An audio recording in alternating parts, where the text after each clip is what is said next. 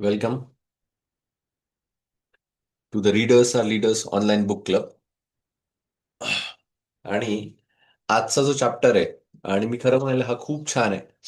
जर तुम्हाला सेव्हिंगचं महत्व काहींना पटवून द्यायचं असेल, की तुमच्या मुलांना सुद्धा सांगायचं असेल की सेव्हिंग किती महत्वाची आहे आणि काय भविष्यामध्ये काय काय गोष्टी करायला पाहिजे, किती रिस्क घ्यायला पाहिजे, तर हे जर तुम्हाला व्यवस्थित समजून सांगायचं असेल कोणाला, इव्हन तुमच्या क्लायंटला, तर रूम फॉर एरर हा चॅप्टर खूप महत्वाचा आहे.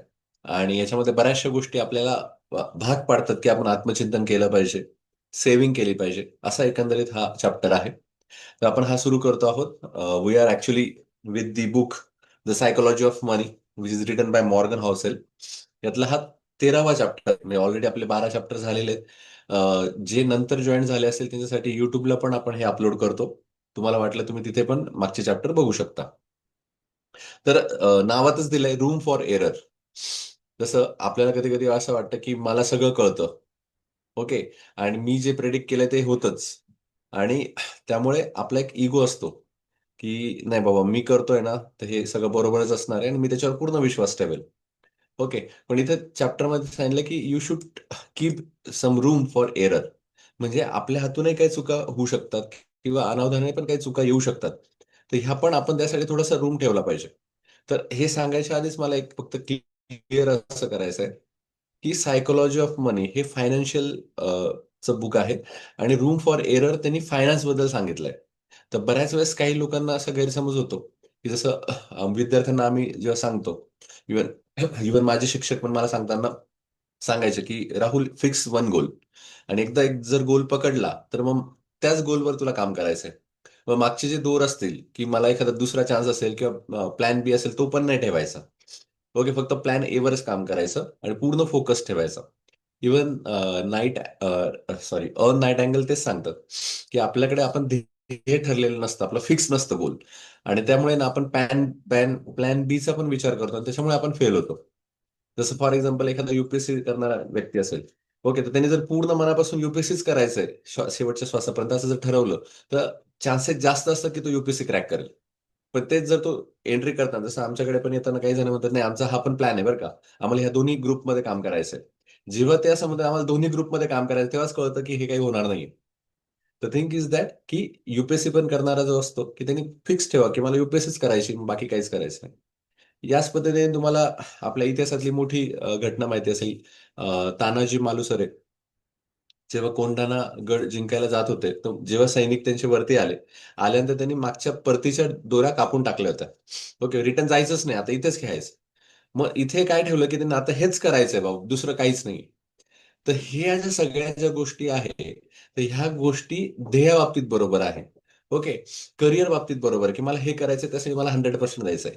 पण इन्व्हेस्टमेंटच्या बाबतीमध्ये हे बरोबर नाहीये. तुम्ही म्हणाल नाही हा फंड आहे, मला आवडलाय, ह्याच फंडमध्ये मी डायरेक्ट 10 लाख रुपये टाकून देईल, मी बाकी काहीच मागे पुढे पाहणार नाही, माझी पूर्ण निष्ठा आहे आणि देव माझ्याकडे बघतोय. ओके, आणि त्यामुळे मला पूर्ण माहिती आहे, मी ह्याच त्याच्यात टाकेल. तर ही निष्ठा इथे नकोय. कळतंय का, हा डिफरन्स आहे. नाही तुम्ही म्हणाल नाही आता एकाच ह्याच्यावर मी गुंतवून टाकेल, किंवा माझा जो काही सल्लागार आहे त्यांनी सांगितलंय मला आणि मग मग त्यांनी सांगितलं मी तेच ऐकेल, तर असं करायचं नाही. Here you need to keep some room for error. I am talking about the finance, आणि फायनान्समध्ये तुम्हाला याच्यामध्ये ही रूम फॉर एरर ठेवायला लागेल. त्याच्यानंतर यातली मुख्य कल्पना अशीच आहे की भविष्यामध्ये नेमकं काय घडेल हे कुणालाच अचूक माहीत नसतं.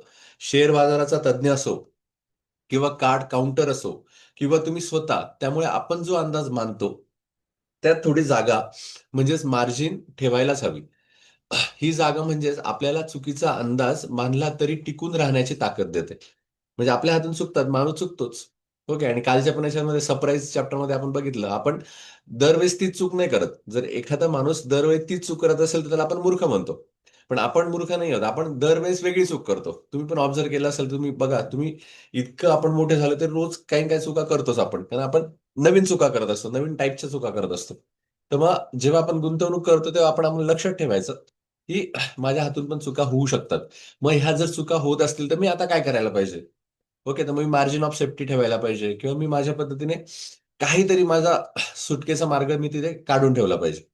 तर त्याचे वरचे बऱ्याच गोष्टी पण इथे दिलेल्या आहेत त्यांनी की तुम्ही काय करायला पाहिजे. त्यात आपण वन बाय वन घेऊया.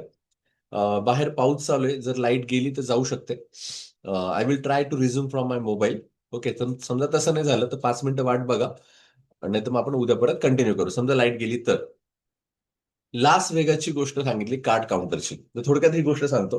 याच्यामध्ये कसं असतं की लॉस व्हेगासमध्ये जेव्हा ते कॅसिनोमध्ये खेळतात ना, तर हे पत्ते खेळताना त्याच्यामध्ये एक जण आहे ना, त्याला म्हटलं ब्लॅक जॅक नावाचा खेळाडू सांगितलं. ब्लॅक जॅक म्हणजे की ते लोक काय करतात, पत्त्यांकडे पूर्ण ऑब्झर्व करतात आणि पत्ते ऑब्झर्व करणारे ते असतात. ओके, आणि मग ते काय करतात, जसं फॉर एक्झाम्पल आता जे पत्ते टाकण्यात येतात, तर काही पत्ते आपण उघडतो ना परत, की उघडल्यानंतर ते दाखवतात काहीतरी असा गेम आहे. पण मग त्यांना हे माहिती असतं की आता उरले कोणते आहेत. मग ते ऑब्झर्व करत असतात पत्ते टाकल्या गेलेले कोणते आणि मग उरले गेलेले कोणते आहेत. मग उरलेल्या जे पत्ते रिमेनिंग आहे ते प्रोबॅबिलिटी करतात की अरे हा, उरलेले हे आहेत म्हणजे याच्यातला हा पत्ता निघू शकतो. ओके. म्हणजे डायरेक्टली 52 पत्ते बहुतेक असतात, तर 52 पत्ते पेक्षा समजा त्यातले अर्धे गेले तर अर्ध्यांमध्ये कुठला असू शकतो हे त्यांना कळतं.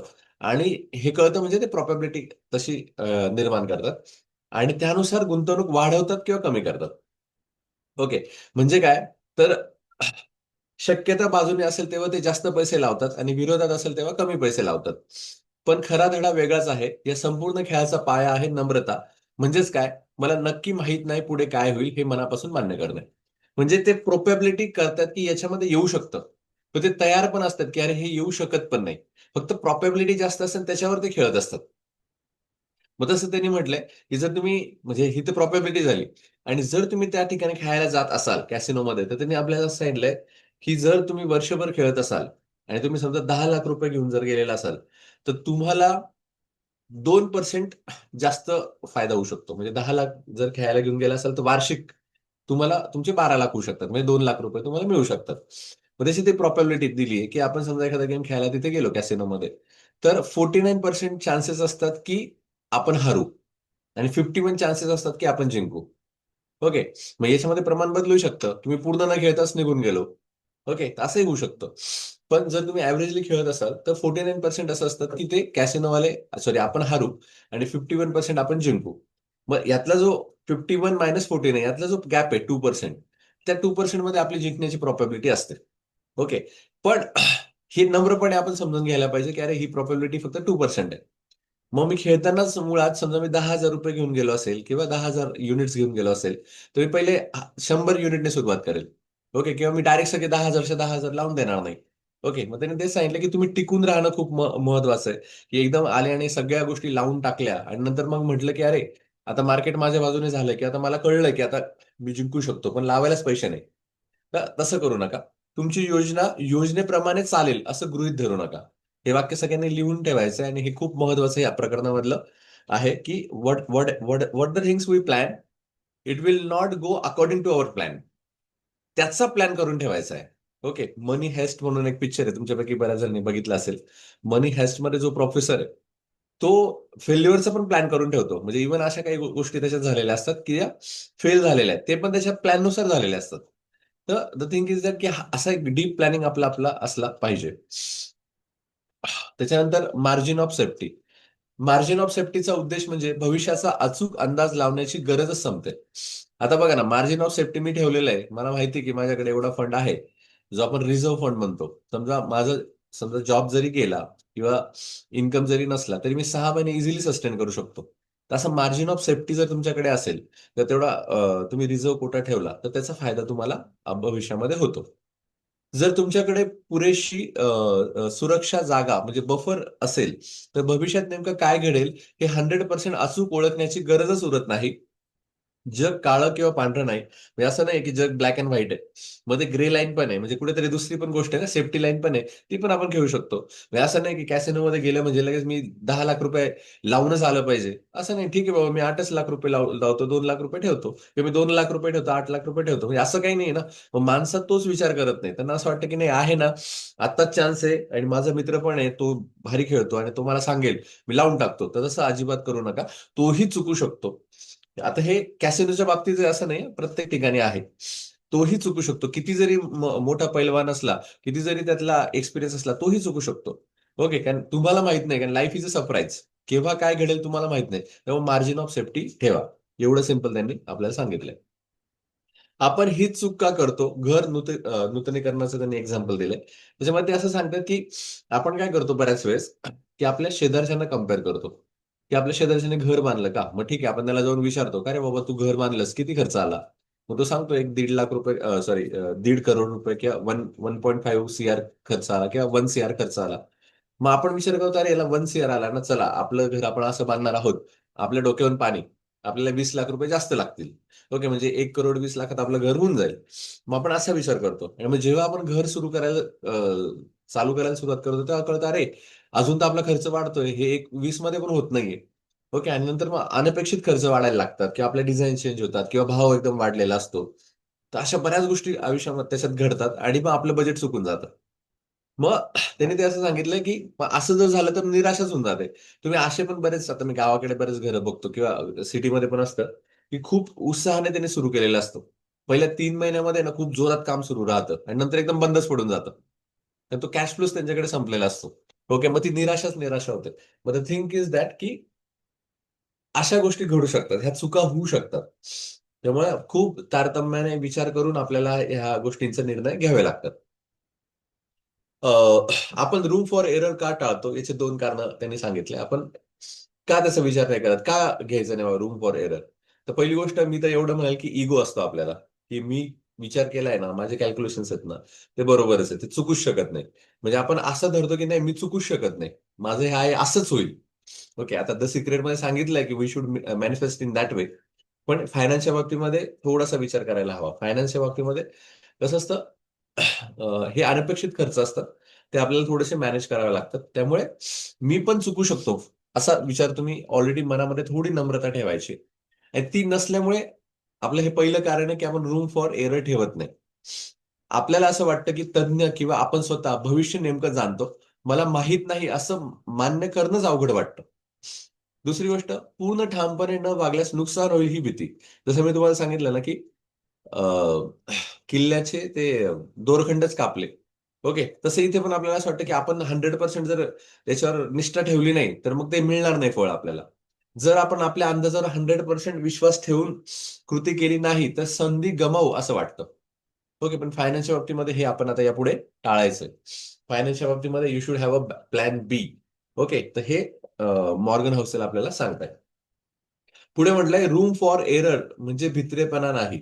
तुम्ही म्हणाल, की जसं आपण प्लॅनिंग करायला लागलो मित्र-मित्र तुम्ही सांगितलं, "अरे ठीक आहे, आपण हे इन्व्हेस्ट करू." पण एक सेफ्टी म्हणून मी ना एक काम करतो ₹2,00,000 थोडे रिझर्व्ह ठेवतो. मग लगेच तुमचा मित्र तुम्हाला म्हणाले, "अरे तू तर भित्रा वाटतोय." ओके, किंवा तुला शंका आहे याच्यावर. तर मग ही शंका किंवा भित्रेपणा नाही.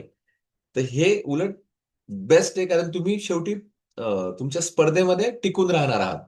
आणि हे महत्त्व पण तुम्ही तुमच्या मित्राला सांगायचं, की आपल्या स्पर्धेत टिकून राहायचंय.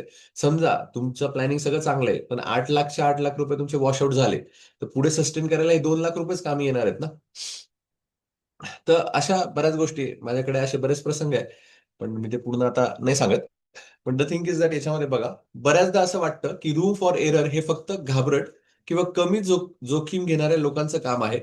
पण सत्य उलट आहे. सत्य काय सांगतं? रूम फॉर एरर तुम्हाला टिकून राहायला मदत करते आणि टिकून राहिला तरच मोठ्या आणि दुर्मिळ संधीचा फायदा घेता येतो. जसं इथं वॉरेन बफेट यांचं उत्तर दिलंय, एक्झाम्पल दिलंय. तर वॉरेन बफेट यांचं काय होतं माहिती आहे का? आता हे वाक्य थोडं जड पडेल, पण वॉरेन बफेट काय करायचे? समजा त्यांना ₹10,00,000 इन्व्हेस्ट करायचे आहेत ना, ते ₹6,00,000 इन्व्हेस्ट करायचे आणि ₹4,00,000 बाजूला काढून ठेवायचे. आणि नंतर काय व्हायचं, की आता 6,00,000 गुंतवले, तेव्हा खूप चांगली मार्केट आहे. 6,00,000 गुंतवले. पण काही महिन्याने, वर्षाने काय व्हायचं, की ते मार्केट पडायचं. मार्केट पडल्यानंतर मग ते परत गुंतवायचे. ओके. आणि त्यांच्यामुळे वॉरेन बफेटकडे बरीच रोख रक्कम पडलेली असायची. ते म्हणायचे, "राहू द्या, राहू द्या. मी सांगेल तेव्हा इन्व्हेस्ट करू." इव्हन मी किंवा तुम्ही स्वतः अॅनालिसिस केलं असेल, तर बऱ्याच वेळेस काय होतं, आपल्याकडे समजा एखादा पैसे आले, तर आपण काय विचार करतो, की अरे लगेच हे गुंतवून टाकू. मार्केट तर काय आता जसं एन्ट्रोपी वाढत जाते, तसं इंडेक्स पण वाढतच जाणार आहे. त्यामुळे आपण ते सगळे टाकून देऊ. इव्हन तुम्ही एस-टी-पी नावाचा प्लॅन ऐकला असेल. जे सीए बॅकग्राऊंडचे आहेत त्यांना सरांना माहिती असेल नक्की. जसं एस-डब्ल्यू-पी असतं, तसं एस-टी-पी असते. Systematic transfer plan. त्याच्यामध्ये काय होतं, तुम्ही लिक्विड फंडमध्ये समजा पार्क केला तुमचा मनी, ₹10,00,000 पार्क केले. तर पिरियॉडिकली तुम्ही काय करू शकता, समजा मी असं वाटतंय मला हा शेअर चांगला आहे. तर मी पिरियॉडिकली त्याच्यामध्ये काही माझे फंड ट्रान्सफर करेल. त्याच्यानंतर मी वेट करेल, की अरे मला असं वाटतं की अजून मार्केट पडलंय. नंतर then again from liquid fund I will systematically transfer to the another fund. तसं एसडब्ल्यूपी असेल किंवा एसआयपी तुम्ही फिक्स ठेवून देता, हा चला मंथली चाललंय, त्या तुम्हाला कळत नाही मार्केट पडलंय का वरती गेलंय. पण एसटीपी मध्ये कसं होतं, तुम्ही थोडं मॉनिटर करू शकता. ओके, याच्यामध्ये पण असा पण प्लॅन आहे की तुम्ही डायरेक्टली ऍटो पण करू शकता. पण मला याच्यात काय वाटतं की यात रूम फॉर एरर पण आपण कन्सिडर करतो, की अरे मार्केट पडू पण शकतं ना. मग मी लगेच सगळी जोखीम घ्यायची काय गरज आहे, सगळे 10 लाख रुपये लगेच टाकायची काय गरज आहे. I will use STP.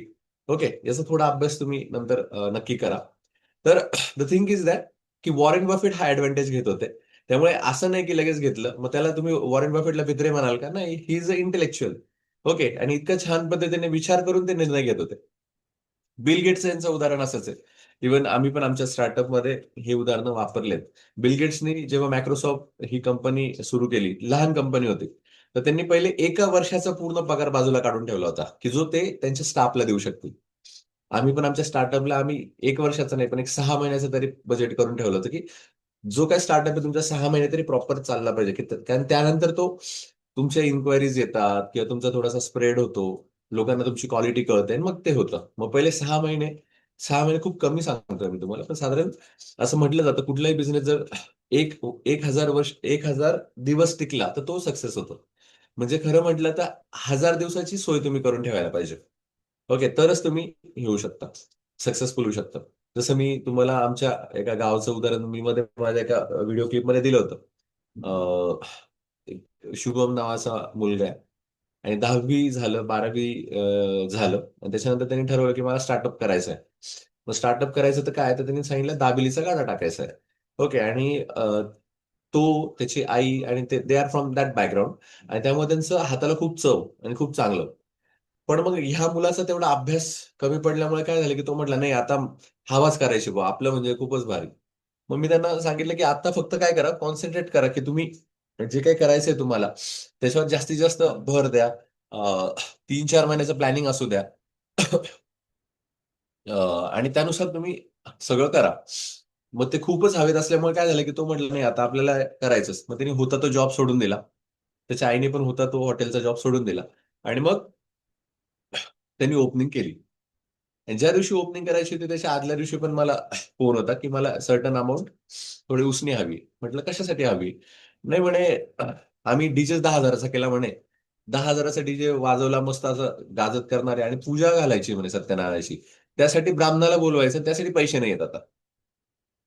जे काय ते पुढचं बाकीची हिस्ट्री वेगळी. But the think is that की पूर्ण वर्षभराचं रेंट तुम्ही बाजूला काढून ठेवलेलं नाहीये. वर्षभर आपल्याला रॉ मटेरियल लागणार आहे ते बाजूला तुम्ही काढून ठेवलं नाही. आणि तुम्ही जो काही पैसा आहे तो फक्त डीजेवर टाकलाय, बाकीच्या पूजेला टाकलाय. म्हणजे तुमच्या हातामध्ये कॅशच नाहीये. आणि तुम्ही असं धरताय की मी आता टाकलाय म्हणजे उद्यापासूनच गर्दी येईल आणि उद्यापासूनच सगळे लोक मस्तपैकी त्याचा एन्जॉय करतील, मी लगेच श्रीमंत होईल. असं करून नाही चालणार ना. आणि तसंच झालं की 3 महिन्यामध्येच तो पूर्ण बंद पडला. जवळजवळ 55,000 रुपये त्यांनी बँकेकडनं आतापर्यंत घेतले होते. बँकेवाले लगेच घरी यायला लागले. आमच्याकडचे जे काही माझे दिलेले पैसे ते बुडाले. But I think is that की असं होतं. मग लगेच हे स्टार्टअप कोलॅप्स होतं. तिथे त्यांनी म्हटलं की रूम फॉर एरर असणं गरजेचं आहे, की नाही चालला तर मला पुढचे 6 महिने माझं मार्जिन आहे का? ओके, मी 6 महिने पण कमी म्हणतोय. जर तुमच्यापैकी कोणाला बिझनेस करायचा असेल तर 1,000 दिवसाचं आपलं प्लॅनिंग असलं पाहिजे, की 1,000 दिवस मी सस्टेन होऊ शकेल. ओके. तर मग कुठेतरी त्या त्या झाडाला फळं तुम्हाला मिळू शकतात. ते पण तुमचा उद्देश चांगला असेल तर. ओके. कारण हा हेतू निसर्ग बघत असतो, की तुम्ही फक्त स्वार्थासाठी तुम्ही एखादा स्टार्टअप सुरू केलाय का? का खरंच तुम्हाला काहीतरी चांगलं समाजामध्ये घडवायचंय?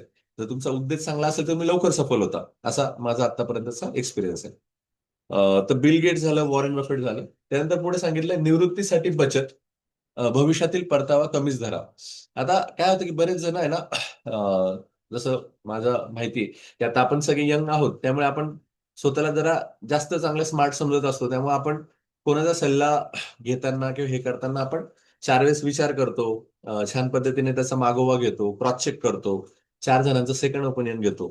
पण एक सर्टन एज झाल्यानंतर आहे ना, आपण थोडं थकलेलो असतो आणि मग असा विचार करतो, अरे नाही, आता आपण काय करायचं की आपलं निवृत्तीचं म्हणजे जे रिटायरमेंटचं प्लॅनिंग करतोय, मग त्यानुसार आपण ही बचत करत बसू. आणि मग बचत करताना आपण असं धरतो की साधारण मला बँक 6.8 ने देत आहे, म्हणजे असं धरा की 7% ने देत आहे. ओके. आणि जेव्हा 7% देतात तेव्हा आपलं सगळं त्यानुसार आपण गुंतवणूक चालू असते. पण बऱ्याच वेळेस असं होतं की रिटायरमेंटला आल्यानंतर तो एफडीचा जो रेट असतो किंवा बचतीचा रेट असतो तो कमी होतो. ओके. आणि नंतर आपल्याला कळतं, अरे आता हे तर माझं रोजची गरज पण त्यात भागणार नाहीये. आणि मग सगळी तारांबळ उडते. मग इथे ऑथर असं सांगतायत की तुम्ही जो निवृत्तीची बचत करताय, सेव्हिंगची बचत करताय, ती जर तुम्ही आता 7% करत असाल तर असं समजा की ते तुम्ही जेव्हा रिटायर व्हाल तेव्हा ते तुम्हाला 4% भेटेल. म्हणजे वन थर्ड कमीच करून विचार करा. मग आता समजा मी 7% करतोय, मला 4%च भेटणार आहे ड्यू टू सर्टन फॅक्टर, जसं इन्फ्लेशन वाढलं, महागाई वाढली किंवा काही झालं, सरकारची काही बदललं, तेव्हा असं झालं की ते कमीच भेटणार आहे. आता ते कमी भेटणार आहे, मग तुम्ही आता जास्त बचत केली पाहिजे. तर मग रूम फॉर एरर काय, की तुम्ही जास्त बचत करून ठेवा. ओके. आणि जे तुम्हाला 7% मिळाले, असं धरा की 2% कमीच मिळणार आहे. आणि त्यानुसार तो विचार करा. ओके. तर खूप छान सांगितलंय की याच्यामध्ये आपण फिक्स नका ठेवू की हे असंच होईल, असं काही नाहीये. त्यानंतर पुढचं त्यांनी सांगितलं लिव्हरेज हा सगळ्यात मोठा शत्रू आहे. कसं तुम्ही झिरोदा पण वापरत असाल ना, तुम्हाला माहिती की ट्रेड घेताना आहे ना आपल्याला मार्जिन येतं. म्हणजे इव्हन समजा माझ्याकडे 10,000 असेल तर मी 30,000चे शेअर घेऊ शकतो इंट्राडेला वगैरे. तर 30,000चे घेऊ शकतो, मी लिव्हरेज करतो. ओके. मग लिव्हरेजमध्ये काय होतं, एकदम मी पूर्ण वॉशआउट होऊ शकतो किंवा एकदम वाढू शकतो. पण याच्यामध्ये समजा बऱ्याच वेळेस लोक वॉशआउट होतात. जर त्यात वॉशआउट झाले, त्यांची जी मुद्दल असते ती पण गायब होऊन जाते. मग पुढे खेळायला जागाच उरत नाही. पण त्यांनी तेच म्हटलं की 2008 साली काय झालं की बऱ्याच त्याच्या आधी खूप बूम होती, सगळ्यांकडे पैसा होता. मग लोकांनी थोडी सेव्हिंग न करता, अरे सगळं मुबलक आहे, आता काय टेन्शन आहे, सगळं असं करत बरेच प्रॉपर्टी घेतल्या. काहींनी कशी सर्टन अमाऊंट एकाच ठिकाणी टाकून दिली. आणि नेमकी 2008 ला मंदी आली. आणि जेव्हा ती मंदी आली, तर घरांच्या ज्या किमती त्या 30% उतरल्या. आणि उतरल्यानंतर कोणी विकतही घेईना आणि विकल्याही जाईना. पण बँकेचे हप्ते चालू. मग बरेच जण हप्ते नाही देऊ शकले. दुसरी गोष्ट, घरांच्या ज्या किमती आहेत त्या कमी झाल्या. कमी झाल्यानंतर आपल्याला एखाद्याला घर घ्यायचं तर तो घर घेऊ शकत होता ना. पण नेमकं त्यांनी कोणी सेव्हिंगच करून नाही ठेवली. आता सेव्हिंगच नाही, त्यामुळे घराच्या किमती कमी झाल्या. पण घेणार कोण? आणि पैसेच नाहीये. तर अशा पण काही घटना झाल्या. त्याचबरोबर पैसेच नसल्यामुळे काही लोकांनी शेअर पण नाही घेऊ शकले किंवा शेअर मार्केटमध्ये गुंतवणूकही नाही करू शकले. 2010 सालीच लगेच शेअर मार्केट झालं, तर घराच्या किमती परत वाढल्या. म्हणजे खरं ह्या 2 वर्षामध्ये कोणाची सेव्हिंग असती तर तो हे काही घेऊन 2010 साली परत मोठा होऊ शकला असता. पण कोणीच असा विचार नाही केला की असं काही होऊ शकतं, असं रेसेशन येऊ शकतं, आपले जॉब जाऊ शकतात. असं कोणी विचार न केल्यामुळे प्रॉब्लेम असा झाला की सगळे लोक तिथे फसले. त्यामध्ये बरेच जण, तुम्हाला माहिती हिस्ट्रीमध्ये काही जण असे हिरो पण आहे की त्यांनी पुट घेऊन ठेवला होता, त्यामुळे ते श्रीमंत झाले. पण त्याच माणसाचं पुढे मी उदाहरण ऐकलं होतं की पुट घेऊन ठेवलं, त्याला खूप छान पैसे मिळाले. पण नंतर त्याचा ओव्हर कॉन्फिडन्स असा झाला की त्यांनी परत मार्केटमध्ये जम्प केली, परत ते पुट कॉल करत बसला आणि सगळी संपत्ती तो त्यांनी गमावली. असंही होतं की भरपूर पैसा आहे तर तो सांभाळताही आला पाहिजे. त्याचं पण एक मोठं मानसशास्त्र आहे. त्याविषयी कधीतरी आपण बोलूया. रस्त्यात न अडकता खेळात टिकून राहणं हे सगळ्यात महत्वाचं आहे आणि तेच खरं यश आहे. हे इथे आपल्याला ऑथर सांगतोय. आणि कोरोनाच्या काळात हे परम्युटेशन कॉम्बिनेशन मी पण बरेच केले होते. आणि त्यानंतर मला हा धडा खूप इथे आठवतो प्रकर्षाने, की रस्त्यात न अडकता खेळात टिकून राहणं हे खूप महत्वाचं आहे. बऱ्याच वेळेस काय होतं, मी ट्रेडिंग करताना असा विचार करायचो की नाही नाही, जे होईल ते होईल, आता संपूर्णच टाकू. ओके, ही थोडी अमाऊंट आहे ना, एक तर जिंकू किंवा मरू. पण हा विचार नव्हतो करत, अरे आज मार्केट हे पण उद्या कमी पडू शकतं ना, उद्या पण चान्स मिळू शकतो. आपण टिकून राहणं गरजेचं आहे.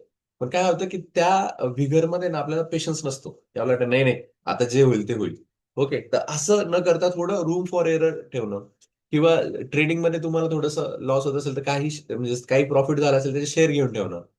ओके. आता सगळ्यांना माहिती की mutual fund giving a good return ते बघणं. Gold investment offline sorry online gold investment करता येते ते बघणं. ओके. ना की असं नाहीये की गोल्ड फिजिकलीच घ्यायला पाहिजे, आता तसं नाहीये.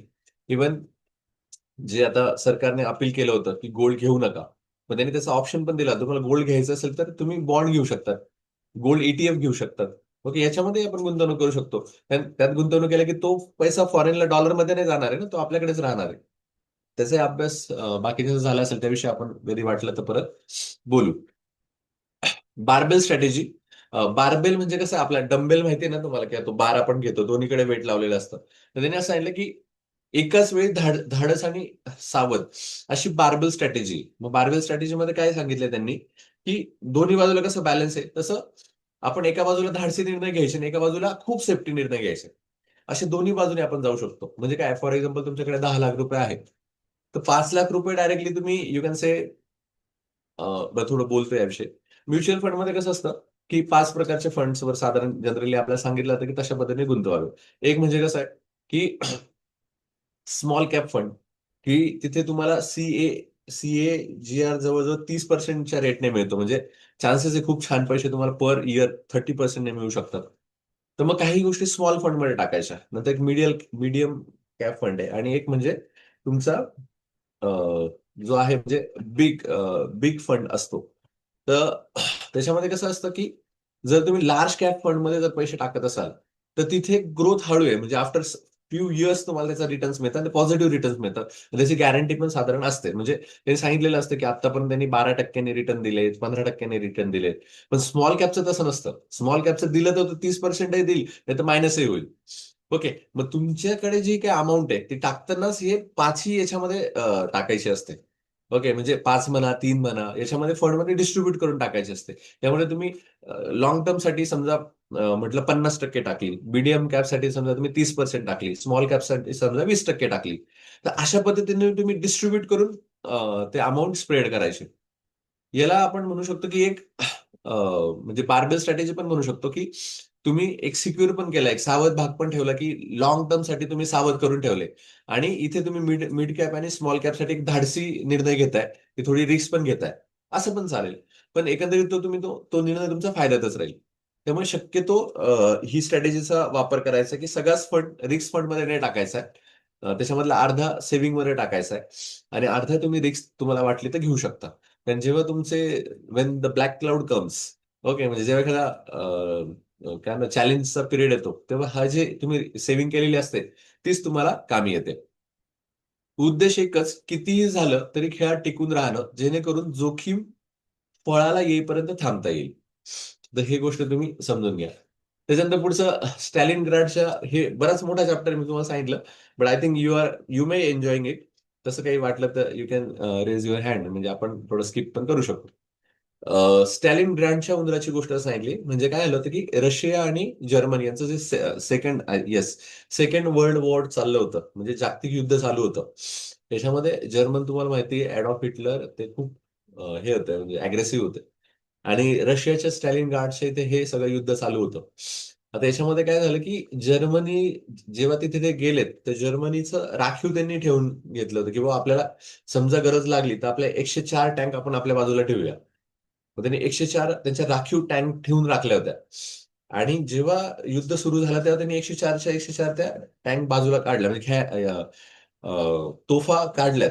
आणि आता ते सुरू करणार त्याच्याने युद्ध. त्यानंतर कळलं की एकही तोफ चालू नव्हती. मग त्यात त्यांनी चेक करत बघितलं तर त्या 104 मधल्या 20च तोफा चालू होत्या. आणि मग या बाकीच्या सगळ्या निकामी होत्या. मग हिटलरांनी विचार केला, हे झालं कसं? तर नेमकं काय झालं, त्या भागामध्ये उंदरांचं प्रमाण खूप जास्त होतं. आणि ह्या टँक ज्या उभ्या होत्या, त्या उभ्या असताना ह्या उंदरांनी पूर्ण धुमाकूळ त्याच्यामध्ये घातला होता. आणि जे काही विद्युत तारा असतात, म्हणजे इलेक्ट्रिकल वायरचे जे इन्सुलिन असतं, ते सगळं त्यांनी खाऊन टाकलेलं होतं, म्हणजे कुडतडून टाकलेलं होतं. त्यामुळे सगळे स्पार्क बिक होऊन ते सगळं बंद पडलेलं होतं. मग 20च टँक काय झालं तिथे चालू राहिल्या. द थिंग इज दॅट की रूम फॉर एरर ही त्यांनी कन्सिडर केलेलं नव्हतं, की असं पण होऊ शकतं. ओके. आणि याच्यामुळे झालं असं की की 104 टँक त्यांच्या हातातच राहिल्या नाही ना, 20च टँक झाल्या. आणि त्या पण ऑपरेट करणं अवघड झालं. आणि ते युद्ध ते हारलेले आहेत. म्हणजे रशिया जिंकली त्या युद्धामध्ये. त्याला USSR म्हणायचे त्यावेळेस. तर Russia was winner in that time. आणि ते असं म्हटलं जातं की उंदरांनी त्यांना हरवलंय. ओके. पण म्हणजे ते आपण म्हणू शकतो की उपमा दिली उंदरांनी हरवलं. ते बाकीचे पण तिथे कडाक्याची थंडी होती, बऱ्याच गोष्टी होत्या त्या त्याला कारणीभूत आहेत. पण हा एक त्याच्या मागचा एक सांगितलं की तुम्ही कन्सिडरच करून जेव्हा तुम्ही आता हे तर जागतिक युद्ध होतं. त्याच्यामध्ये मध्ये सुद्धा रूम फॉर एरर नसल्यामुळे हारलेत. म्हणजे 104 टँक होत्या त्यांच्या ऑलरेडी अशा ठेवलेल्या. पण त्यातही रूम फॉर एरर नव्हती, की हे बिघडलं तर काय करायचं?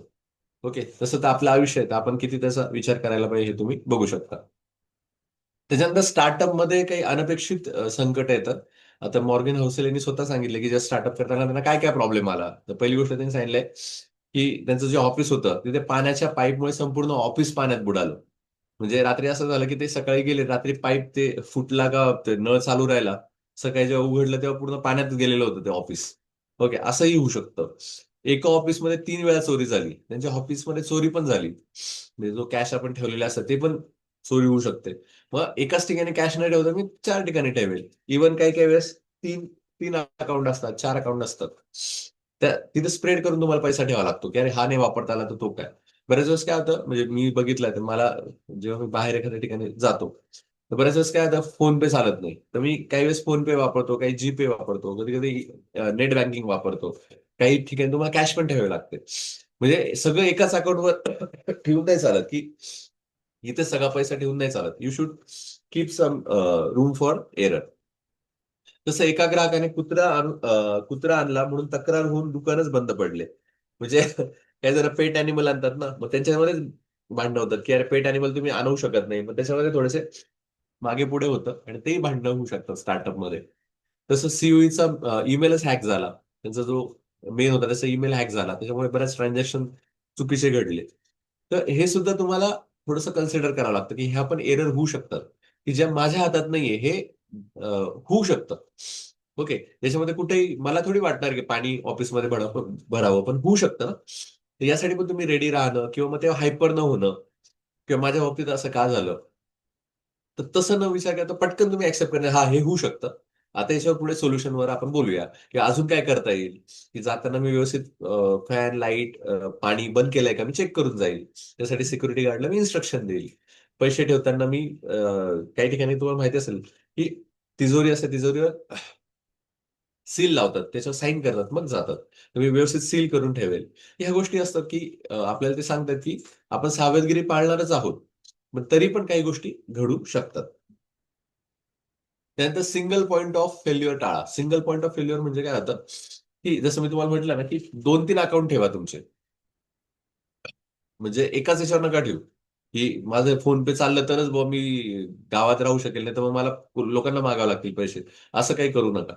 ओके. म्हणजे काहीतरी तुमचे एकच, म्हणजे इथे सोर्स बाबतीत त्यांनी म्हटलंय, की समजा तुम्ही एकाच नोकरीवर किंवा एकाच इन्कम सोर्सवर डिपेंड असाल तर तसं राहू नका.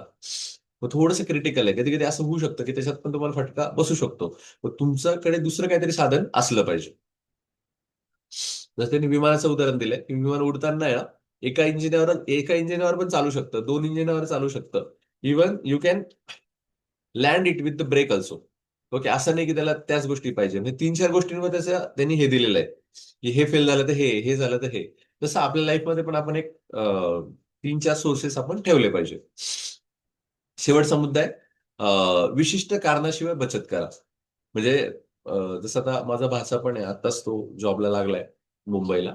वयाच्या 21च वर्ष आहे. तर त्याला त्याला लगेच सांगितलं, म्हटलं आता जरी तुझं सगळं व्यवस्थित असेल, तर आम्हाला कोणी सांगायला नव्हतं. तू आत्तापासूनच म्हणजे वयाच्या 21 वयापासूनच एस-आय-पी सुरू कर किंवा म्युच्युअल फंडमध्ये टाक. आणि त्याला ते पटलं आणि तो विचार करतो, की हा कसं करता येईल. म्हटलं ॲटलीस्ट मंथली 5,000 का होईना. आता त्याला काही टार्गेट नाही, सगळं व्यवस्थित आहे. पण आत्तापासूनच तू बचत करायला सुरुवात करते आणि हाच फंड तुम्हाला पुढे लागू शकतो. कारण जेव्हा तुम्ही थोडे मोठे होता, जसं मी माझं सांगतो, की वयाच्या 28व्या वर्षी मी I I decided to pursue the PhD. Okay. I decided to start the startup. मग ह्या सगळ्या गोष्टी एका वेळेस येतात आणि तेव्हा तुम्हाला फंड लागतो. आणि मग हे आधी नसतं माहिती ना तुम्हाला, की मला फंड लागणार आहे. आणि त्या एजमध्ये असं नाही होत, की तुम्ही आई-वडिलांकडे तुम्हाला मागायला आवडेल किंवा कोणी तुम्हाला मदत करेल. तर अशा वेळेस हा फंड तुम्हाला लागत असतो.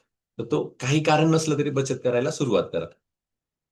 दीर्घकालीन नियोजन करताना लक्षात ठेवा, टोकाची भूमिका टाळा, मन बदलण्याची तयारी ठेवा. म्हणजे टोकाची भूमिका टाळा म्हणजे कसं, की मी असंच करेल, मी याच्याबरोबरच गुंतवणूक करेल, असं काही म्हणू नका. तारतम्याने ठेवा, अभ्यासपूर्वक करा. त्याचबरोबर मी तर असं म्हणेल, झटपट निर्णय पण घेऊ नका. फायनान्शियल जर डिसिजन असतील ना, तर असं काही जण म्हणतात, की घरी डिस्कस करून सांगतो. तर ते एक इट्स क्वाईट गुड, की तुम्हाला एक वेळ मिळतो. तुम्ही त्या फेजमध्ये राहात. एक कुठलाही फायनान्शियल निर्णय घेताना साधारण मी तरी आता सध्या तरी मध्ये-मध्ये तसा विचार करतो, की फायनान्शियल डिसिजन घेताना एक 24 तासाने तो डिसिजन घ्यायचा. म्हणजे आता समजा आपली डील चालू आहे. डील झाल्यानंतर लगेच निर्णय नाही घेता. ठीक आहे बाबा, मी I will think about the 24 hours आणि मग मी विचार करतो. जसं मध्ये माझ्याकडे पॉलिसी काढण्यासाठी एक जण आले होते आणि वडिलांचं ते सगळं पॉलिसीचं काम होतं. आणि ते काढताना त्यांनी सांगितलं, तुमच्या वडिलांची परमिशन झाली, तुम्हाला योजना सांगितली, तुम्ही हा म्हणा म्हणे, तुम्ही साईन साईन करा. मी त्यांना म्हटलं, तुमचा प्लॅन आवडला म्हटलं मला, आणि तुम्ही फायनान्शियल खूप, म्हणजे खूप छान आहे, तुमचं अनालिसिस खूप छान आहे. पण मी गणितामध्ये काही एवढा परफेक्ट नाहीये. तर मग तुम्ही जो काही रेट सांगताय 9.9 असा काहीतरी ते रेट सांगत होते, तर हा मला तरी काही कळत नाहीये बुवा. माझ्या मते हा 2% होतोय. तुम्ही मला थोडा वेळ द्या. ते म्हणे वेळ नाही म्हणे, आता ते तुम्हाला 5% डिस्काउंट नाही मिळणार म्हणे तसा. तुम्हाला जर 5% डिस्काउंट हवा असेल तुम्ही आता साईन करा. नाही म्हटलं ते 5%, सॉरी, ₹5,000 मला परवडतील म्हटलं, पण आपण थोड्या वेळाने म्हणजे उद्या बोलूया 11 वाजता. ते ऐकायलाच तयार नाही. मग शेवटी मग थोडंसं चिडलो मी. म्हटलं तुम्ही you you don't try to force me. I will think, just give me a time, आपण बोलूया. असं म्हटलं आणि मी घरी जेव्हा जेवायला आलो मी कॅल्क्युलेशन्स केले. तर लिटरली 1.47%च फक्त त्या जे पॉलिसी त्यातनं मला इन्कम मिळणार होता. आणि ते 9.9 सांगत होते. त्याच्यामध्ये पण बऱ्याच फेक गोष्टी सांगितल्या होत्या आणि मग मी त्यांच्याशी थोडं चॅट केलं. त्यानंतर ते अवाक झाले. ते म्हटलं, "अरे, यांना तर सगळंच माहिती." आणि मग त्यानंतर त्यांनी माझा परत कधी फॉलोअप घेतला नाही. द थिंग इज दॅट की you should give a time to take some decision. तेव्हा तुमचा इगो नको, चला मी आता पण ते धाडसी निर्णय घेतले, तर आता मी फायनान्शियल पण निर्णय धाडसी घेईल. तर तसं करू नका. Take some time. दुसरं, मन बदलण्याची तयारी ठेवा. फ्युचर हे अनप्रेडिक्टेबल आहे आणि तुम्ही ऍक्सेप्टेड मोडमध्ये असलं पाहिजे. आणि ऍक्सेप्टेड मोडमध्ये तुम्ही तेव्हाच असू शकता जेव्हा तुम्ही शिक्षणाच्या मूडमध्ये असता, शिकण्याच्या मूडमध्ये असतात. जसं आता आपण रीडर्स आर लीडर मध्ये आलेलो आहोत. तर खरं म्हटलं तर आपण खूप आता पातळी कुठपर्यंत आलेलो आहोत. आपलं ग्रॅज्युएशन, पोस्ट ग्रॅज्युएशन, आता आपलं लग्नही बऱ्याच जणांचं याच्यामध्ये झालेलं आहे. पण तरी पण आपण शिकतो आहोत इथे. आणि हा शिक्षणाचा जो पार्ट आहे, यामुळे आपण जागृत राहू, यामुळे आपण ऍक्सेप्टेड मोडमध्ये राहू. नाही तर नाही, आमच्या आई वडिलांनी सांगितलंय गोल्डमध्ये इन्व्हेस्टमेंट करायची, एफडी करायची, मी तेच करेल. ओके, तर असं आपण त्या मोडमध्ये आपण नाही आहोत. आता आपण ऍक्सेप्टेड मोडमध्ये आहोत, की काय बदलायची गरज आहे का, मी I am ready to do that. Just tell me rationally. आपण रॅशनली जे म्हणतो ना, की मला लॉजिकली तुम्ही पटवून द्या, आपण करू. तर तसं ऍक्सेप्टेड मोडमध्ये पण आपण राहायला पाहिजे. तर हे सगळे मुद्दे आपण जवळजवळ याच्यामध्ये कव्हर केलेत. पटकन वाचतो. नेहमी चूक होण्यासाठी जागा ठेवा. भविष्यात परतावा नेहमीच कमी धरा. अनपेक्षित गोष्टींसाठीही कारणाशिवाय बचत ठेवा. अस्थिरता फक्त स्प्रेडशीटवर नाही तर मनानेही सहन करता आली पाहिजे. लिव्हरेज टाळा, म्हणजे कर्ज शक्यतो घेऊ नका. तुम्ही बदलणार आहात हे स्वीकारा आणि नियोजनाचे टोक टाळा. नियोजनात टोक टाळा म्हणजे एकदमच नियोजन म्हणजे माझं 100% करेक्ट असेल असं होऊ शकत नाही. तर इथे हा चॅप्टर संपतोय. तुम्हाला चॅप्टर कसा वाटला ते तुम्ही आता सांगायचंय. मी रेकॉर्डिंग फक्त थांबवतोय. एक मिनिट, रेकॉर्डिंग पहिले थांबवून घेतो.